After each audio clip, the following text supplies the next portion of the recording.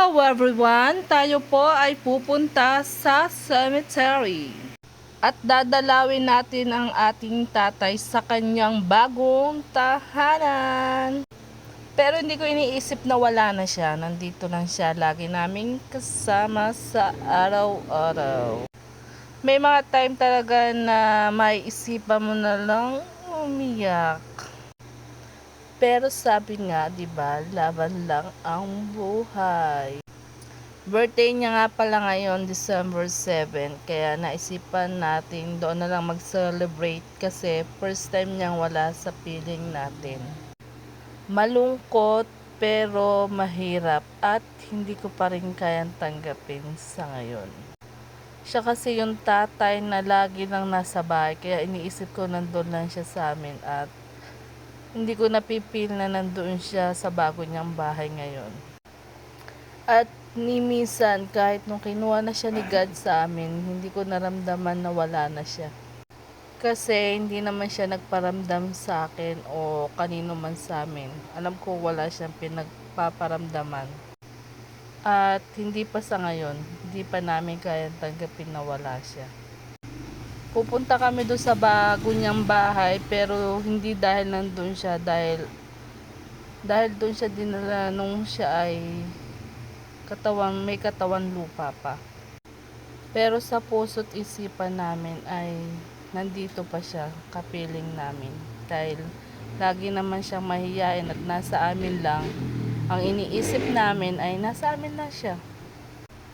Mahirap tanggapin ang taong mahal mo na wala na siya. Napakahirap tanggapin nun. Kaya unawain at intindihin natin yung mga taong nawala ng mahal sa buhay.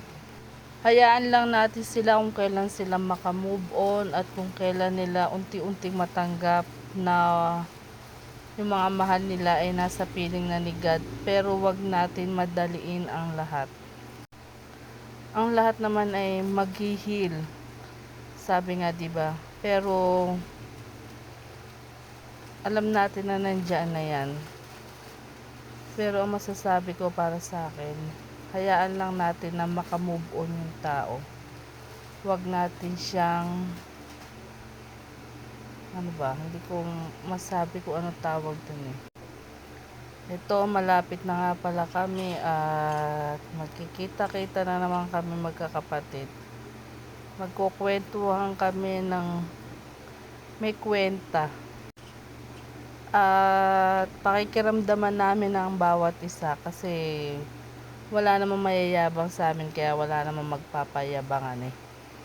At syempre, feeling vlogger nga tayo kaya tayo nakabidyo habang dumadating. At titingnan natin ang reaction nila kung sino makakitang nakabidyo ko. Tsak na mamumusit na naman. Charing lang, mga asar lang pala. Alam mo naman yung mga kapatid mo, iyan ang pinaka number 1 mambobola sa'yo. Siyempre, sasakyan lang natin kasi ganun talaga magkakapatid. Bawal ang pikon. Ang pikon ay sinasako, charot lang. Dito na nga pala kami at liliko lang namin ng konti yung aming Raptor.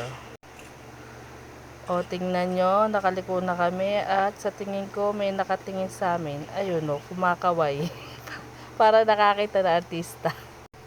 Tay, kamusta ka na at happy birthday sa'yo. Pero sa puso't isipan ko ay nandito ka pa, wala ka pa sa piling ni God, nandito ka pa at hindi pa nagsisingin sa amin na iniwanan mo na lang kami. Napakabilis ng pangyayari. Pag pala ganun, sobrang sakit at mahirap tanggapin, matagal tanggapin. Yun lang, at gabayan mo lalo-lalo na si nanay. Happy birthday uli. At nung pagkatapos namin kumain kanina, wala kami magawa. Ito, pinagdiskitahan namin ang ulo ng batang to. Dahil nabalitaan namin na malapit na siyang liparin ng kanyang kuto. Hanggang sa kami makauwi, ulo niya pa rin ang binubungkal.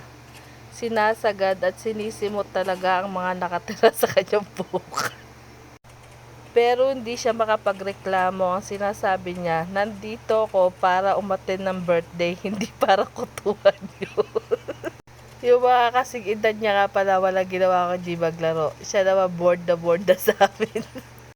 Pero sabi nga, laban lang. Kaya ayaw niya umalis. Hindi kasi siya makawala. Dalawa kami, kaya hiyang-hiya siya umalis. Pero yung bata na yan, hindi na masabi. Sobrang sakit na raw ng ulo niya. Hanggang anit. Sabi ko naman sa kanya, ay wag siya mag-alala. Pinapaalis lang namin yung masasamang elemento sa buhok mo. Hindi niya kasi namalayan na ilang araw na raw kusang umaangat yung kanyang buhok. Kaya naisipan ng kapatid ko na bungkalin to. Sabi niya, kaya naman pala kusang umaangat ang hibla ng mga buhok mo. Meron na tong pakpak. Salamat po palagi sa panonood nyo sa aking mga mini vlog. Puro ka-OA yung vlog lang po to. Thank you for your watching.